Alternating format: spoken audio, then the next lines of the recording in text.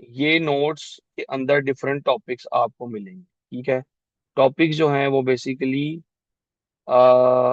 इसलिए हैं ताकि आप चीज़ों को क्विक रिवाइज करें और फिर टॉपिकल्स को सॉल्व करने जाएं। ये आपका काम नहीं है, कंप्यूटर साइंस का काम था। ठीक है। अभी लेफ्ट साइड पे मैं कॉन्सेप्चुलाइजेशन कराऊंगा और एक तरफ हम लोग नोट्स खोलेंगे। देखते जाओ बेटा। जो computer sir I know note आप सेंड में से कर दें सारे। नोट्स आपको आज ही मिल जाएंगे क्लास के फौरन बाद। जो कंप्यूटर होता है ना, उसके डिफरेंट पार्ट्स होते हैं, डिफरेंट कंपोनेंट्स होते हैं। आप में से कई बच्चों को ये चीजें पहले पता होंगी, लेकिन फिर भी अब सुनना रिलीजियसली। ठीक है, क्योंकि कोई भी बात, कोई भी पॉइंट मिस नहीं करना। ये आपको टॉपिकल जो रियली सॉल्व करने में बहुत हेल्प करेगा। ओके। अच्छा, कंप्यूटर बेटा दो तरह का है।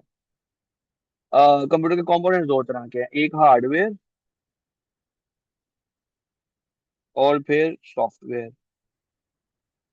फिर जब हम बात करते हैं हार्डवेयर की, तो हार्डवेयर के अंदर इनपुट डिवाइसेस, आउटपुट डिवाइसेस और स्टोरेज डिवाइसेस आती हैं।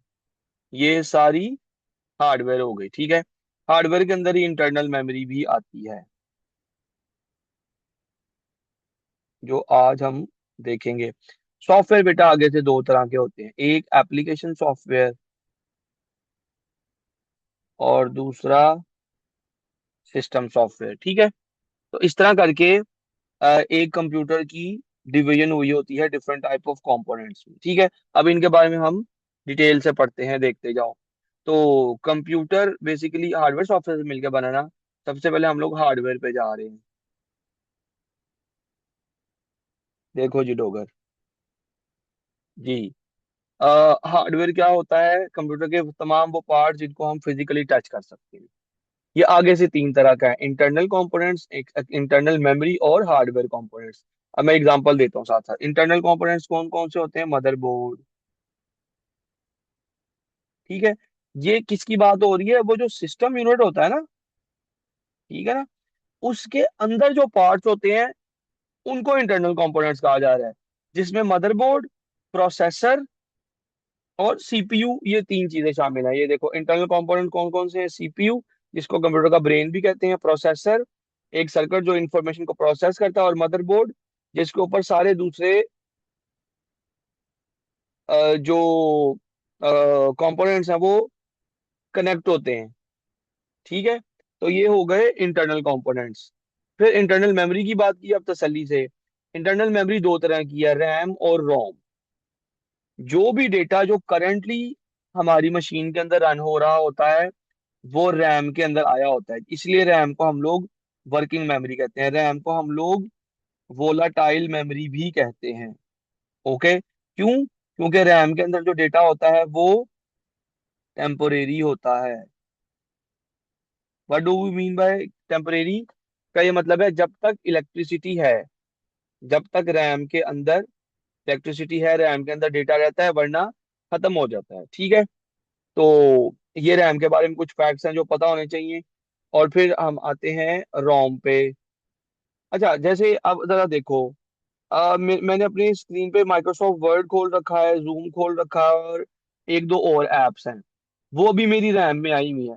मैंने एक्सेल नहीं खोला हुआ, नहीं खोला हुआ ना, तो वो रैम में नहीं आया हुआ एक्सेल। अगर वो रैम में नहीं है तो फिर वो किधर है? हाँ जी। सर वो रोम में है। उनमें से। वो रोम में नहीं है।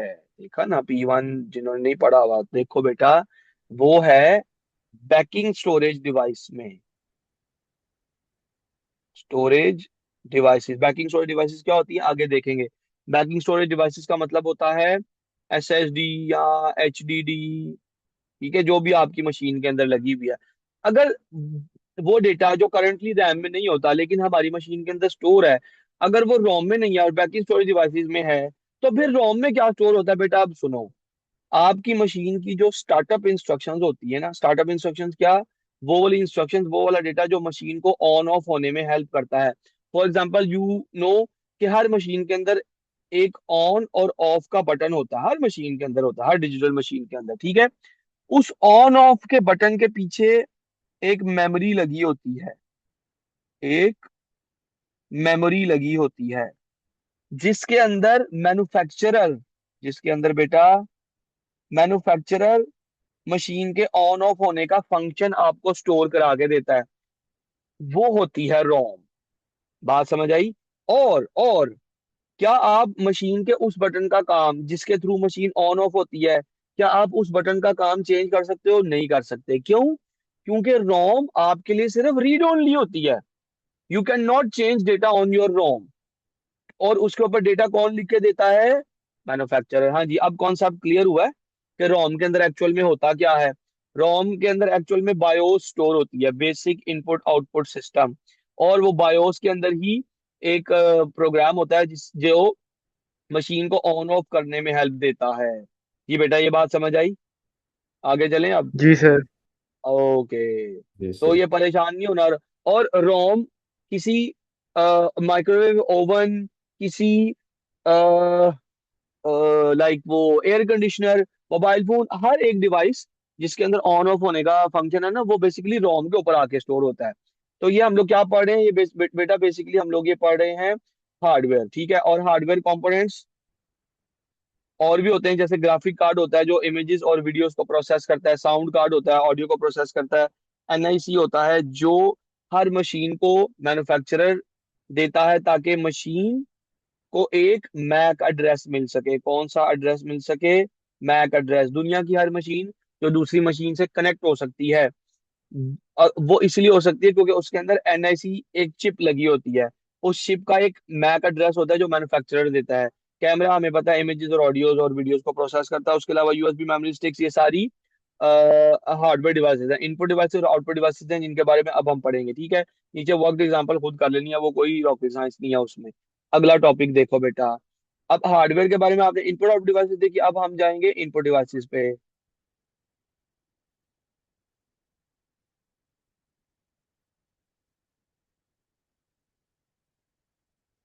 जी। इनपुट डिवाइसेस वो डिवाइसेस बेटा जिनके थ्रू मशीन के अंदर डेटा जाता है। ओके? माउस, कीबोर्ड, सबसे इंपॉर्टेंट इनपुट डिवाइस कौन सी होगी? सेंसर होगा, याद रखना। सेंसर से बहुत ज्यादा क्वेश्चन आते हैं।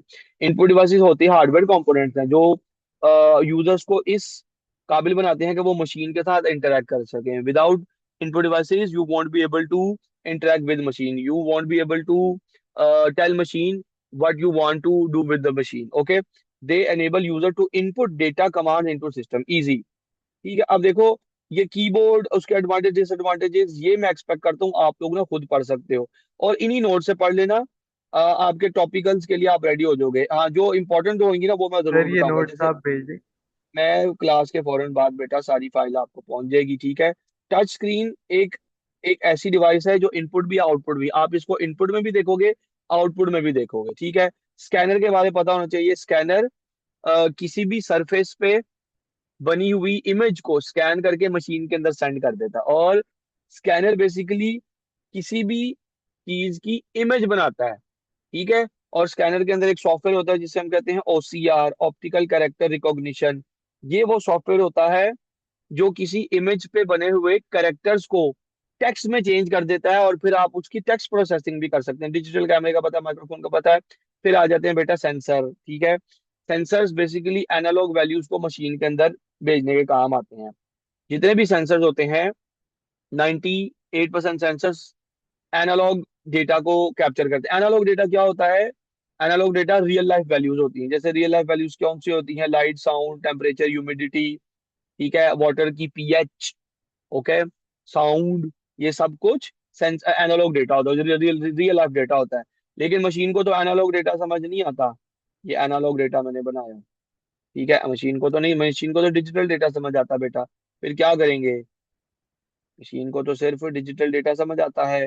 तो हम लोग ये जो एनालॉग डेटा होता है इसको पास करवाते हैं एडीसी से, एनालॉग टू डिजिटल अस्सलाम वालेकुम कन्वर्टर से। सर। वालेकुम सलाम। वो आपके एनालॉग डेटा को डिजिटल डेटा यानी कि 01 यानी कि डिस्क्रीट डेटा में चेंज कर देता है। डिस्क्रीट डेटा, डिजिटल डेटा, 01 वाला डेटा, मशीन लैंग्वेज डेटा, सब कुछ एक ही है। और मशीन को सिर्फ यही समझ आता है और कोई दूसरा डेटा समझ नहीं आता। इसलिए एडीसी यूज होते हैं। आगे चलते हैं बेटा। और सेंसर डिफरेंट टाइप्स के होते हैं। अ, अ, जो डेटा को मशीन के अंदर इनपुट कराने का काम आते हैं। लाइट पेन देख लेना। इनपुट डिवाइसेस ये हैं, ओके। इनका कंपैरिजन आ जाता होता है, तो अगर आप इसका एडवांटेज डिसएडवांटेज याद रखेंगे ना, इनका कंपैरिजन इजीली कर सकेंगे। अगला टॉपिक देखो बेटा, आउटपुट डिवाइसेस। जिस तरह सेंसर सबसे ज्यादा इंपॉर्टेंट इनपुट डिवाइसेस हैं, इस तरह कोई बच्चा बता सकता है कि सबसे ज्यादा इंपॉर्टेंट आउटपुट डिवाइसेस कौन कौन सी हैं? दो हैं। जी जासिम भाई एक्चुएटर। पूछें। एक्चुएटर और प्रिंटर्स। ठीक है, एक्चुएटर और सर ये प्रिंटर मैंने में भी कौन पूछना सा था प्रिंटर? कि 3D प्रिंटर। पूछें। सर आप हमें ये नोट्स भेज देंगे ताकि हम सारे अच्छी तरह जी याद बेटा। करके फिर इनको पास्ट यस पे करने यस शुरू यस। कर दें। एग्जैक्टली ये आप कब एग्जैक्टली। कब तक भेजेंगे सर?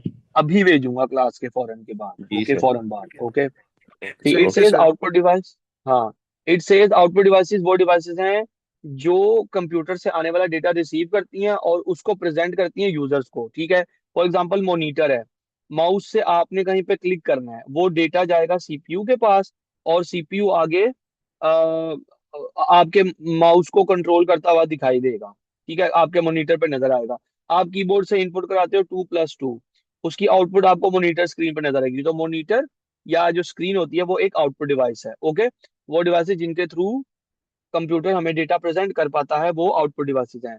तीन तरह की स्क्रीन होती हैं, CRT, LCD, LED. CRT older technologies हैं, ठीक है। और इनके डिसएडवांटेजेस देख लो।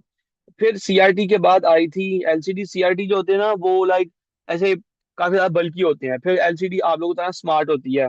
और फिर एलईडी ज्यादा एफिशिएंट होती है, क्योंकि इसके अंदर मोशन ब्लर और घूस्टिंग नहीं होते, ठीक है। ये इसके बारे में ये चीज पता होनी चाहिए। अभी मैं क्या बता के आया था? टच स्क्रीन इनपुट भी होती है, आउटपुट भी होती है, ओके। तो आपने टच स्क्रीन को अच्छे से पढ़ना है कि अगर इसका फंक्शन एज एन इनपुट पूछा होगा तो क्या लिखना है, आउटपुट पूछा होगा तो क्या लिखना है। मल्टीमीडिया प्रोजेक्टर भी ये आउटपुट डिवाइस होता है। Laser printer, inkjet printer, dot matrix printer, तीनों से बहुत ज्यादा सवाल आते हैं। इवन 3D प्रिंटर से बहुत ज्यादा सवाल आते हैं, सुन लो। लेजर प्रिंटर फाइन क्वालिटी के प्रिंट्स देते हैं स्पीड से, ऑफिस में यूज होते हैं। इंकजेट प्रिंटर सुपर क्वालिटी के प्रिंट देते हैं लेकिन ये स्लो होते हैं। जैसे कोई फोटोग्राफिक पेपर पे जब प्रिंट निकालना होता है ना, आपको पता है फोटोग्राफिक पेपर पे जो प्रिंट आते हैं ना उनकी क्वालिटी बड़ी हाई होती है। इंकजेट प्रिंटर से आते हैं। डॉट मैट्रिक्स प्रिंटर वहां यूज होते हैं जैसे पब्लिक प्लेसेस, जैसे कोई बिल जनरेट करना हो, एटीएम से रिसीट निकले, कोई टिकट निकले किसी पब्लिक प्लेटफॉर्म से, तो वहां पे डॉट मैट्रिक्स प्रिंटर यूज होते हैं, ठीक है। ये लो कॉस्ट होते हैं इसलिए पब्लिकली अवेलेबल होते हैं। और ये इनकी जो प्रिंट क्वालिटी होती है वो भी पुअर होती है, ओके। ऑफिस में जहाँ पे स्पीड चाहिए होती है वहां लेजर प्रिंटर, जहाँ पे अल्ट्रा हाई क्वालिटी चाहिए होती है वहां इंकजेट प्रिंटर। फिर जब आपने लार्ज स्केल प्रिंटिंग करनी होती है फिर आप प्लॉटर यूज करते हो, ओके। फॉर एग्जाम्पल जैसे फ्लेक्स होते हैं, बैनर्स होते हैं, या किसी बहुत बड़े सरफेस पे प्रिंट, जैसे बड़े बड़े मैप्स होते हैं, उनकी प्रिंटिंग प्लॉटर से निकल के आती है, इजी। फिर आते हैं बेटा 3D प्रिंटर। इससे सबसे ज्यादा सवाल आते हैं प्रिंटर्स के कैटेगरीज में से, ओके। तो इनके मेडिकल फील्ड में भी बेनिफिट्स हैं, ठीक है। उसके अलावा 3D प्रिंटर क्या काम करता है? रियल लाइफ ऑब्जेक्ट्स क्रिएट करने काम आता है, ओके। होता ये स्लो है, लेकिन ये प्रोटोटाइपिंग के लिए बहुत अच्छा। प्रोटोटाइपिंग का मतलब है अगर एक लार्ज स्केल बिल्डिंग को स्मॉल स्केल पे दिखाना है ताकि इन्वेस्टर्स देख सकें कि वो बिल्डिंग फ्यूचर में किस तरह की लगेगी, तो प्रोटोटाइपिंग के काम आ गया। मेडिकल बेनिफिट्स क्या है? जैसे कोई डिसेबल पर्सन होता है जिसका हाथ ही नहीं है, उंगली नहीं है, तो 3D प्रिंटर से उंगलियां या वो जो बॉडी पार्ट चाहिए वो डेवलप किया जाता है और फिर उसको ह्यूमंस के ऑर्गन के तौर पे इस्तेमाल किया जा सकता है, ठीक है। ये इसके मेडिकल बेनिफिट। स्पीकर क्या होता है हमें पता है। एक्चुएटर देख लो। एक्चुएटर बेटा छोटी छोटी मोटर्स होती हैं जो रोटेशन के काम आ सकती हैं। सर्कुलेशन मोशन में काम करने के लिए एक्चुएटर यूज होते हैं। To and fro, back and forth, diagonal, किसी भी तरह की मूवमेंट अगर करनी है तो एक्चुएटर्स यूज होते हैं। फॉर एग्जांपल एयर कंडीशनर की जो ग्रिल्स होती हैं वो एक्चुएटर्स हैं, ठीक है। फॉर एग्जांपल कन्वेयर बेल्ट्स जो होती हैं पीओएस, पॉइंट ऑफ सेल पे, वो एक्चुएटर्स होते हैं, ठीक है। तो ये हो गए बेटा एक्चुएटर। और ये आउटपुट डिवाइसेस होती हैं, याद रखना। ये टॉपिक भी गया। इसके बाद अभी तक आपने में से क्या देख लिया? अभी तक आपने देख लिया कि कंप्यूटर है, हार्डवेयर डिवाइसेस है, इनपुट डिवाइसेस है, आउटपुट डिवाइसेस है, ठीक है। स्टोरेज डिवाइसेस और इंटरनल मेमोरी में यहाँ से नहीं पढ़ा रहा। क्यों? क्योंकि इनके बारे में ना एक पूरा चैप्टर आना है, ये देखो। तो हम स्टोरेज डिवाइसेस को ना वहां पे कवर करेंगे। ये देखो रिवीजन नोट्स में अगर मैं जाऊं तो स्टोरेज डिवाइसेस का एक चैप्टर आना है, नहीं आना, इधर से ही कवर करना है। नेटवर्क्स आ गया, हाँ यहीं से कवर करना है। देखो बेटा फिर हार्डवेयर को कंप्लीट करने लगे हैं, इसके बाद फिर सॉफ्टवेयर पे आएंगे।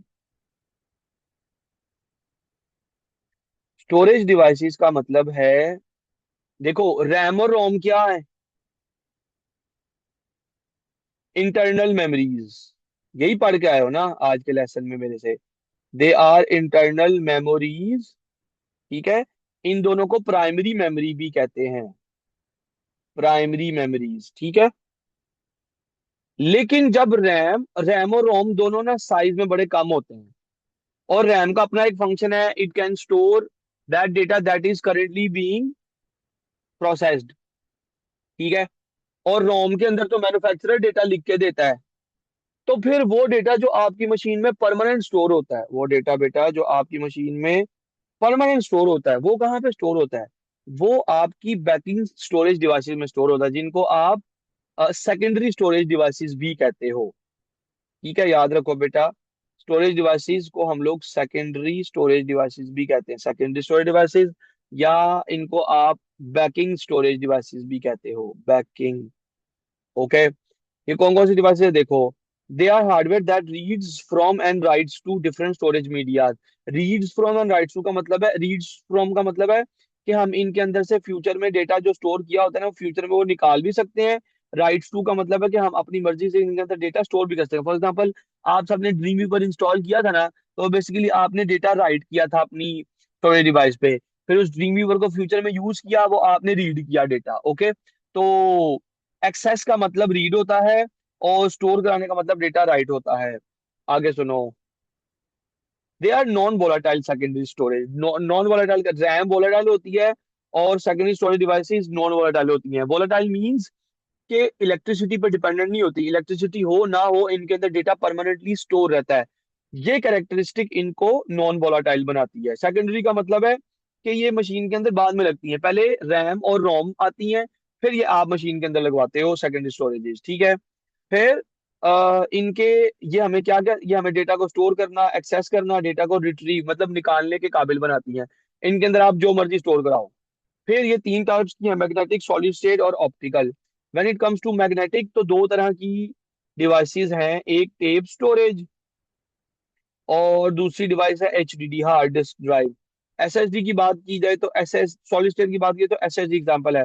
ऑप्टिकल स्टोरेज की बात की जाए तो तीन डिवाइसेस हैं जो आपके सिलेबस में, सीडी, डीवीडी और ब्लू रे डिस्क। दूर। वेरी नाइस, ठीक है। आगे चलते हैं।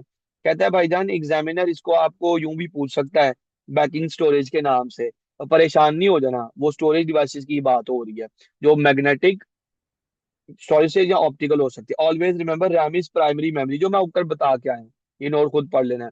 मैग्नेटिक स्टोरेज जो होती है वो डेटा को मैग्नेट्स के तौर पे स्टोर करती है, अपने जो उसके जो सर्कल्स होते हैं, मतलब अगर हार्ड डिस्क की बात की जाए तो हार्ड डिस्क अंदर से यूं होती है ना, एक कंसेंट्रिक सर्कल्स की तरह। तो इसके अंदर मैग्नेट्स होते हैं जो डेटा को होल्ड करके रखते हैं।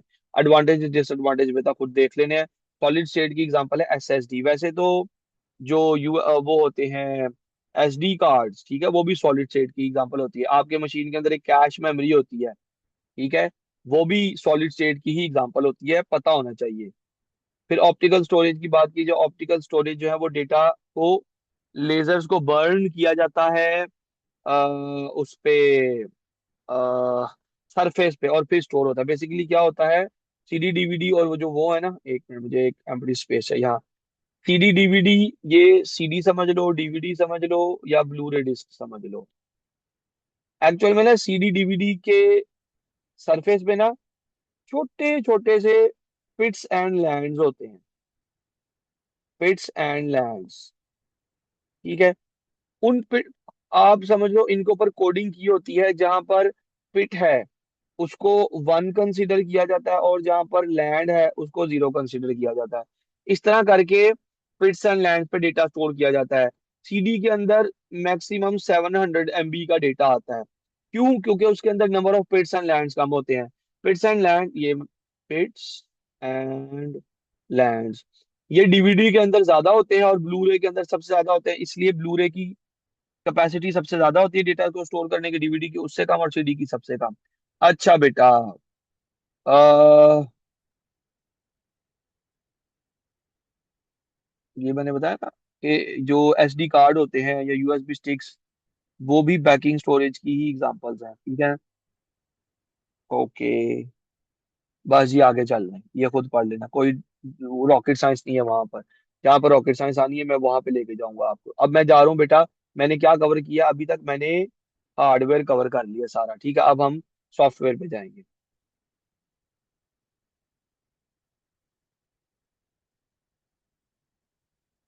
सॉफ्टवेयर मशीन का वो पार्ट होता है जिसे आप फिजिकली टच नहीं कर सकते, ठीक है। लेकिन अगर आप लोग ये डेफिनेशन लिखते हो ना कि software are those part which can not be physically touch, ये कभी भी इतना सॉलिड आंसर नहीं होगा, ठीक है। लेकिन जो सॉलिड आंसर होगा क्या, जिसको मैं येलो में हाईलाइट करने लगा, software is a set of program. बेटा देखो, सॉफ्टवेयर बेसिकली कोड होता है। सॉफ्टवेयर कोड होता है, कोडिंग होती है, ओके। जो आप मशीन को देते हो, फिर मशीन आपकी बात समझती है कि what you are saying to machine, okay ना। तो सॉफ्टवेयर होते ही क्यों है? ताकि हार्डवेयर को कंट्रोल किया जा सके, so your desired work can be fulfilled और अचीव्ड, ओके। तो they live on the computer system but can not be physically touch. दो तरह के सॉफ्टवेयर बेटा, application software, system software. Application software basically apps होती हैं, ठीक है, जो यूजर का कोई एक स्पेसिफिक टास्क कर रही होती है। देखो क्या लिखा है, carry out a specific task, किसका? Chosen by a user. For example अगर आपने किसी को मैसेज करना, आप व्हाट्सएप खोलते हो, व्हाट्सएप एक एप्लीकेशन सॉफ्टवेयर है। फॉर एग्जांपल आपने मूवी देखनी है, आप नेटफ्लिक्स पे जाते हो, नेटफ्लिक्स एक एप्लीकेशन सॉफ्टवेयर है। आपने डॉक्यूमेंट प्रोडक्शन करनी है, आप माइक्रोसॉफ्ट वर्ड ओपन करते हो, जो कि एक वर्ड प्रोसेसिंग यूज सॉफ्टवेयर है। आपने स्प्रेडशीट पे काम करना है, आप एक्सेल ओपन करते हो। आपने एक्सेस पे काम किया, इसका मतलब आपने डेटाबेस का काम किया। कंट्रोल मेजरमेंट सॉफ्टवेयर होते हैं जो कंट्रोल मेजरमेंट सिस्टम में यूज होते हैं, जैसे कोई फायर फायर अलार्म सिस्टम हो गया, automatic water plant watering system हो गया, वो कंट्रोलर मेजरमेंट सॉफ्टवेयर के थ्रू होता है। Video editing software, graphic software, audio editing software, CAD software, कोई गेम हो गई, ये सारे एप्लीकेशन सॉफ्टवेयर होते हैं जो हम यूजर्स का कोई एक पर्टिकुलर तरह की डोमेन का काम सॉल्व कर रहे होते हैं, ओके। अच्छा, ये कैड क्या होता है? कैड एक डिजाइनिंग सॉफ्टवेयर होता है जो लाइक नीडल से लेकर एयरक्राफ्ट जितने बड़े डिजाइन बनाने के काम आता है। कोई घर का डिजाइन बनाना हो तो आप अडोब फोटोशॉप नहीं खोलते, आप माइक्रोसॉफ्ट पेंट नहीं खोलते, ठीक है। किसी एक्चुअल घर का डिजाइन बनाना हो जिसके अंदर कितने कमरे हैं, कोई एयरक्राफ्ट बनाना हो, तो आप ऐसे माइक्रोसॉफ्ट वर्ड खोल के नहीं जहाज बनाते, ठीक है ना। तो आप क्या करते हो, कैड सॉफ्टवेयर ओपन करते हो। तो कंप्यूटर एडेड डिजाइन सॉफ्टवेयर होते हैं जो हम यूजर्स को इस काबिल बनाते हैं कि वो डिजाइनिंग कर सके 2D और 3D ऑब्जेक्ट्स की। तो ये थे बेटा एप्लीकेशन सॉफ्टवेयर, जो यूजर का कोई एक प्रॉब्लम सॉल्व कर रहे होते हैं। फिर आते हैं बड़े सॉफ्टवेयर, जो होते हैं सिस्टम सॉफ्टवेयर, ठीक है। सिस्टम सॉफ्टवेयर मशीन की वर्किंग के लिए एसेंशियल होते हैं। एसेंशियल का मतलब, अगर आप अपनी मशीन से माइक्रोसॉफ्ट वर्ड अनइंस्टॉल कर दो, मशीन फिर भी चलेगी। अगर आप अपनी मशीन से व्हाट्सएप इंस्टॉल विंडोज। अनइंस्टॉल कर दो, मशीन फिर भी चलेगी। लेकिन सिस्टम सॉफ्टवेयर अगर अनइंस्टॉल कर देते हो, मशीन ने नहीं चलना। जैसे कि बहुत अच्छी एग्जांपल इन्होंने बताई है, माइक्रोसॉफ्ट विंडोज, जो कि एक ऑपरेटिंग सिस्टम है। अगर आपके पास एप्पल की मशीन है तो मैक ओएस उसका ऑपरेटिंग सिस्टम होगा। जो आपके पास आईफोन्स हैं उनका आईओएस ऑपरेटिंग सिस्टम होता है। तो वो आईओएस बेसिकली हमारा ऑपरेटिंग सिस्टम है। आगे सुनो, अगर सिस्टम सॉफ्टवेयर नहीं होगा, मशीन को स्टार्टिंग पॉइंट नहीं मिलेगा। अगर मेरे मशीन जो है, जो आप लोग जिस पे मेरी स्क्रीन शेयर हो रही है, ये विंडोज बेस्ड मशीन है। अगर मेरी ये विंडोज बेस्ड मशीन जो है वो विंडो उड़ जाती है मेरी मशीन की, मेरी मशीन ऑन ही नहीं हो पाएगी। विंडो है तो मैं इसके अंदर ऊपर डिफरेंट एप्लीकेशन इंस्टॉल कर पाया हूँ, वरना मैं डिफरेंट एप्लीकेशन इंस्टॉल भी ना कर पाता, ओके। अब ये यहाँ पर आएंगी रॉकेट साइंसेज, वो समझना एसेंस है आज के लेसन का, कि सिस्टम सॉफ्टवेयर बेटा पांच टाइप्स के लिखे हुए हैं आपकी बुक में, compiler, linker, device driver, operating system और यूटिलिटीज। इन सब के बारे में हम बात करेंगे। सबसे पहले कंपाइलर के बारे में बात करेंगे। जैसे देखो, कंपाइलर की अगर आप वन लाइनर डेफिनेशन पढ़ लोगे ना, आप फंस जाओगे, आपको शायद ना समझ आएगा ये क्या कह रहा है। देखो वन लाइनर क्या है, translating high level programming language into machine language. कुछ बच्चे जिनके कॉन्सेप्ट बेसिकली स्ट्रांग है उनको ये बात समझ आ जाएगी होगी, लेकिन बाकियों को मैं मुझे समझाना पड़ेगा। देखो, जब हम कोडिंग करते हैं तो हम लोग हाई लेवल लैंग्वेज में कोड करते हैं। जैसे को कोई पाइथन लैंग्वेज हो गई, जावा लैंग्वेज हो गई, सी या सी प्लस प्लस लैंग्वेज हो गई। क्या ये लैंग्वेजेस कंप्यूटर को समझ आती हैं? नहीं। मशीन तो ढीठ है, उसको सिर्फ एक ही लैंग्वेज समझ आती है, एंड दैट इज 0 1 वाली लैंग्वेज, जिसको हम मशीन लैंग्वेज कहते हैं, जिसको बेटा हम क्या कहते हैं? Binary language. Binary language, machine language, ठीक है। Digital data. तो लेट्स से आपने पाइथन लैंग्वेज सीख ली और पाइथन लैंग्वेज में एक कोड लिखा 1 से 50 लाइंस का। ये पाइथन लैंग्वेज का कोड है, मतलब हाई लेवल लैंग्वेज का कोड है। मशीन को नहीं समझ आएगा। आप इस कोड को दोगे एक ट्रांसलेटर को, ठीक है। वो ट्रांसलेटर क्या करेगा? आपके कोड की ट्रांसलेशन कर देगा जीरोस एंड वंस में, ठीक है। अब ये जो जीरोस एंड वंस में ट्रांसलेशन हुई है ना, बड़े गौर से, इस फाइल को हम कहते हैं ऑब्जेक्ट फाइल। वो फाइल जिसके अंदर जीरोस एंड वंस पड़े होते हैं, वो फाइल होती है ऑब्जेक्ट फाइल। और वो फाइल जिसके अंदर किसी हाई लेवल लैंग्वेज का कोड होता है बेटा, उसे हम कहते हैं सोर्स फाइल। ओके। तो ये जो ट्रांसलेटर है, ये सोर्स फाइल की ट्रांसलेशन करता है ऑब्जेक्ट फाइल में। ऑब्जेक्ट फाइल क्या होती है? जिसके अंदर वंस एंड जीरोस पड़े होते हैं। ये जो ट्रांसलेशन सॉफ्टवेयर होते हैं ना, इसी को तो बेटा हम लोग कहते हैं कंपाइलर। हाँ जी, ठीक है। That translate high level language into machine. अब आपको ये लाइन समझ आएगी, translating high level programming language into machine code. क्यों ट्रांसलेट करना है मशीन कोड में? ताकि machine can understand what we are saying to machine. Okay. ये हो गया कंपाइलर। अच्छा, अब यहीं से आगे देखो, लिंकर आ गया है। Combining object files into a single executable program, इसका क्या मतलब है? देखो, देखो बेटा, आप में से अभी ये आप प्रोसेस समझ गए हो ना। कंपाइलर क्या करता है? कंपाइलर सोर्स फाइल को ऑब्जेक्ट फाइल में ट्रांसलेट कर देता है। लेट से 5 सॉफ्टवेयर इंजीनियर्स हैं, जो एक ही 4 सॉफ्टवेयर इंजीनियर जो अपने अपने सॉफ्टवेयर पे काम कर रहे हैं, मतलब एक ही सॉफ्टवेयर है जो बनाया उन्होंने या बनाना है, लेकिन उनके मॉड्यूल डिफरेंट है जिनके ऊपर वो काम कर रहे हैं। हर एक सोर्स कोड जो है वो कंपाइलर से गुजरेगा, और हर एक सोर्स कोड की क्या बन के आएगी? Object file. इसकी भी ऑब्जेक्ट फाइल, इसकी भी 0 1 वाली फाइल, और फोर्थ वाले की भी एक ऑब्जेक्ट फाइल बन के आएगी। ऑब्जेक्ट फाइल, ठीक है। तो बेटा ये जो लिंकर है, इसका काम यही है कि डिफरेंट ऑब्जेक्ट फाइल्स को एक ही एग्जीक्यूटेबल या फाइनल सॉफ्टवेयर के तौर पे प्रेजेंट करना, ताकि एक फाइनल सॉफ्टवेयर प्रोडक्ट बन के सामने निकले। एग्जांपल मैं देता हूँ। जैसे व्हाट्सएप का पता है हम सबको। व्हाट्सएप के अंदर अपडेट्स का एक सेक्शन होता है, एक सेक्शन होता है चैट्स का, और एक कॉल्स का सेक्शन होता है, ठीक है। लेट्स से अब कॉल्स की कोडिंग एक अलग बंदे ने की होगी, अपडेट्स की कोडिंग अलग बंदे ने, चैट की कोडिंग अलग है, तीनों कंपाइलर से गुजरे होंगे, और तीनों फिर उनके ऑब्जेक्ट कोड्स बने होंगे जीरोस एंड वन। लेकिन ऐसा तो नहीं होता कि हमें चैट्स का सेक्शन एक्सेस करने के लिए अलग से व्हाट्सएप करना पड़ता है, अपडेट्स का नहीं। हमें WhatsApp as a combined software मिलता है। तो वो लिंकर सॉफ्टवेयर होता है जो हमारी डिफरेंट ऑब्जेक्ट फाइल्स को एक सिंगल एग्जीक्यूटेबल प्रोग्राम में चेंज करके देता है। हाँ जी, अब आपको लिंकर की डेफिनेशन जो वन लाइनर है वो समझ आ जाएगी। क्या कह रहा है? कह रहा है combining object files into single executable program, ठीक है। आगे आ जाओ बेटा, डिवाइस ड्राइवर का क्या काम है? इसका पहले वन लाइनर देख लो। Controlling hardware components and peripherals. Peripherals क्या होते हैं? कौन बताएगा? मैं बताऊंगा बेटा। देखो। सर माउस, हाँ। कीबोर्ड, वाह जी वाह। हेडफोन्स। तो रैम भी क्या पेरिफेरल होएगी? वो रैम भी तो नो पेरिफेरल हो सकती, नहीं सर। होएगी? क्यों क्यों क्यों नो? सर उसके बगैर तो कंप्यूटर चलेगा ही नहीं। अच्छा, चले देख ले बेटा। पेरिफेरल्स हार्डवेयर डिवाइसेस को कहते हैं। पेरिफेरल्स इक्वल टू बेटा हार्डवेयर डिवाइसेस। ओके।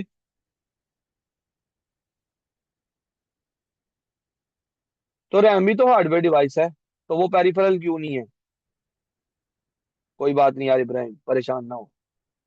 देखो बेटा, वो वाली हार्डवेयर डिवाइसेस जो इंटरनल नहीं एक्सटर्नल होती हैं, जो इस सिस्टम यूनिट से बाहर होती हैं, जैसे कि माउस, कीबोर्ड, स्कैनर, प्रिंटर, ये सारी पेरिफेरल्स होती हैं। रैम, रोम, पावर सप्लाई, मदरबोर्ड, वो इस सिस्टम यूनिट के अंदर, इस डब्बे के अंदर होती है, वो पेरिफेरल्स नहीं है, याद रखना। अच्छा, अब देखो एक्चुअल में डिवाइस ड्राइवर का काम क्या होता है। डिवाइस ड्राइवर का काम ये होता है, लेट से आप लोगों के पास एचपी का कंप्यूटर है, एचपी का कंप्यूटर है, और आप प्रिंटर खरीद ले आए किसका, डेल का। ओके, अब डेल का प्रिंटर डायरेक्ट आपके एचपी की मशीन में काम नहीं करेगा, उसके लिए आपको डेल का डिवाइस ड्राइवर इंस्टॉल करना पड़ेगा अपने एचपी की मशीन में। ठीक है, जब डिवाइस ड्राइवर डेल का इंस्टॉल हो जाएगा एचपी की मशीन में, फिर डेल का प्रिंटर आपकी एचपी की मशीन के साथ कंपैटिबल हो जाएगा। ये कंपैटिबिलिटी का काम कराता कौन है, डिवाइस ड्राइवर। और डिवाइस ड्राइवर होता क्या है, एक सिस्टम सॉफ्टवेयर। याद रखना, सिस्टम सॉफ्टवेयर पढ़े हो ना, कंपाइलर पढ़ लिया, लिंकर पढ़ लिया, डिवाइस ड्राइवर पढ़ लिया, ऑपरेटिंग सिस्टम एक बड़ी बात होती है। पहले मैं यूटिलिटीज पे आ जाता हूँ। बेटा वर्ड यूटिलिटी का मतलब होता है some kind of help, some kind of help. तो वो वाले सॉफ्टवेयर्स, वो वाले सॉफ्टवेयर जो मशीन की किसी ना किसी तरह की हेल्प कर रहे होते हैं। जैसे कि कौन से सॉफ्टवेयर, एंटीवायरस। जैसे कि कौन सा सॉफ्टवेयर, बैकअप सॉफ्टवेयर, जो मशीन का डेटा बैकअप करता है। जैसे कौन सा सॉफ्टवेयर, फाइल कंप्रेशन सॉफ्टवेयर। हाँ जी, ये सारे सॉफ्टवेयर मशीन को किसी ना किसी तरह की यूटिलिटी या हेल्प कर रहे होते हैं, इसीलिए ये सॉफ्टवेयर यूटिलिटी सॉफ्टवेयर होते हैं, यूटिलिटी। और यूटिलिटी सॉफ्टवेयर सिस्टम सॉफ्टवेयर होता है, याद रखना। कौन समझदार बच्चा बताएगा जी, फाइल कंप्रेशन सॉफ्टवेयर मशीन की कैसे हेल्प करता है। एंटीवायरस और बैकअप तो समझ आ गया। हाँ जी, नहीं पता। बेटा ये फाइल्स का साइज कंप्रेस करता है ना। सर लेट्स से बड़ी एक फाइल फाइल को है, छोटा कर देता है। नाइस, 100 MB की फाइल है, ठीक है, उसको श्रिंक करके लाइक 70 MB का कर दिया, तो 30 MB आपकी सर मशीन जिप के बच फाइल गए। करता है, zip file. Exactly exact, zip file या कंप्रेस फाइल कर दे, ताकि आपकी मशीन की स्टोरेज जो है वो कम से कम कंज्यूम हो। फिर आ और जाते सर हैं जिप सबसे फाइल में जो इंपॉर्टेंट। रिपीटिंग कोड होता है वो एक ही बारी में लिख लेता है। चलो ठीक है, हमें पता है आपने थोड़ी देर सीएस पढ़ी है, ये वो बच्चा बोल रहा है जो थोड़ी देर जिसने सीएस पढ़ी थी, या बच्चों को नहीं आईसीटी सर, पढ़ लेना। सीएस तो नहीं पढ़ी खुद। अच्छा, अच्छा खुद पता है, चलो good knowledge, yes sir. Appreciated. आगे सुनो बेटा, ऑपरेटिंग सिस्टम सबसे ज्यादा इंपॉर्टेंट सिस्टम सॉफ्टवेयर है। सारे सिस्टम सॉफ्टवेयर में से सबसे ज्यादा इंपॉर्टेंट, सबसे ज्यादा जहाँ से सवाल आते हैं, वो ऑपरेटिंग सिस्टम ही है। ऑपरेटिंग सिस्टम क्या करता है, कंट्रोल करता है कंप्यूटर के रिसोर्सिस को, और मैनेज करता है कंप्यूटर को। सबसे इंपॉर्टेंट जो इसका फंक्शन है वो ये कि ये आपको एक यूजर इंटरफेस देता है।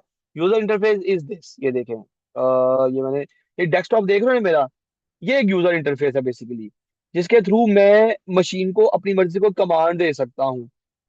इसी तरह एंड्रॉइड का अपना एक यूजर इंटरफेस होता है, आईओएस का अपना एक यूजर इंटरफेस होता है, जिसके थ्रू हम मशीन के साथ कमांड्स इनपुट कर सकते हैं। मशीन हमें उस यूजर इंटरफेस पे आउटपुट्स प्रोवाइड करती है। ओके, तो ऑपरेटिंग सिस्टम के ये कुछ बेसिक टास्क हैं, क्या क्या, it control and manages the hardware of the machine, and it provides us with the user interface. ठीक है, ये यहाँ तक किसी को कोई दुख कम परेशानी है तो पूछे, वरना यहाँ से फिर कल से हम लेसन स्टार्ट करेंगे। ऑपरेटिंग सिस्टम और उसके जो वो है ना यूजर इंटरफेसिस की टाइप, वो हम कल देखेंगे। जी, यहाँ तक किसी को दुख कम परेशानी है, मैंने आप सबको एक नो टॉपिकल सर। भेजा है ग्रुप में, वो परचेज कर लो, और जितने टॉपिक्स आज पढ़े हैं उनके टॉपिकल स्टार्ट करके मुझे भेजते जाओ सॉल्व करके। हाँ जी, ओके हो गया। सर नोट्स भी आपने भेजे हैं हाँ कोई? नोट्स मैं अभी भेज रहा हूँ, अभी भेज रहा हूँ।